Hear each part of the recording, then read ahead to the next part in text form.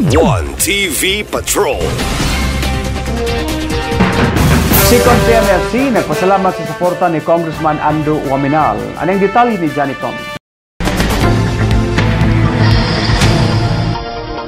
Gila og gipasalamatan sa Sikan Provincial Mobile Force Company ang suporta ni Sikan District Congressman Ando Waminal. Nagkanayon si Sikan PMFC Force Commander Police Major Dennis Piñastano nga tipik og bahin sa mga pundo ni Congressman Ando Waminal nga napahimudsan sa Sikan Provincial Force Company. Mao ang gitukod nga building nga pohon mamahimo ng official nga Sikan PMFC Headquarters. Nagpasalamat ang puwersa sa Sikan PMFC sa Sinso Usamis Administration nga padayon silang gitabangan sa kagamanang lokal sulod sa pila ka mga katuigan nga bisan asa lang sila gipahulam og lugar aron makaopisina og maistambayan sa mga personnel. Bisan sa umabot pa nga mga personnel sa Sikan PMFC, ilhon og angay hinumduman nga way laing administrasyon sa syudad og sa Sikan District nga nakapatukod og kaugalingong building sa Sikan PMFC, maulang ang Asinso Administration. Sa si Kong Ando, wala po tayo nakalimutan na. Although, kami nga nga best friend of Usamis City Police Station si Kong Ando. Siguro best friend na po na siya karoon sa Sikan PMFC.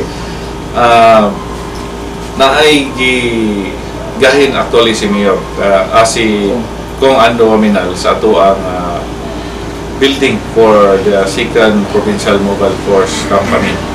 So kaninga building ang DPWH ang handle ani, and then ang budget ani si Kong Ando mo ay gagahin gyud ani para sa Sikan PMFC, and hopefully within this year ma-turn over ni siya nga building kay nakita nato no na kani ato ang opisina dire squatter ta dire.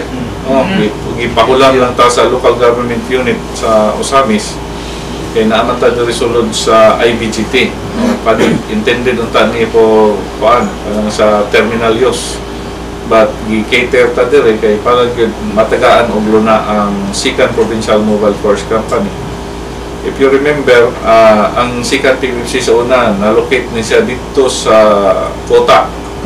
Panahon pa sa ato ang mga warrior ng mga PC. Alang sa One TV Patrol, Johnny Tommy reporting. One TV Patrol.